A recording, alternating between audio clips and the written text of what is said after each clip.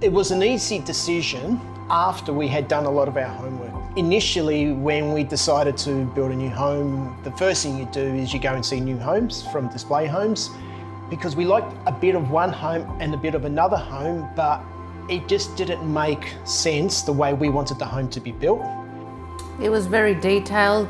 It was a very step-by-step process. Nothing we asked of Destination Living was a problem. We started with a blank piece of paper, and I recall the designer said to us, okay, now picture yourself walking into the home. What's the first thing you want to see? And where do you want to sit? And where do you want to entertain? And from there, he was conceptualizing our ideas and trying to come up with some three-dimensional model and trying to make us picture the home. And we could see exactly what we were getting. Yeah, everything just functions well. It's the way you can just sum it up. It's a functional home. They're experts in their field, just superior customer service. And the upstairs, the kids like it because their friends come over and the upstairs is theirs.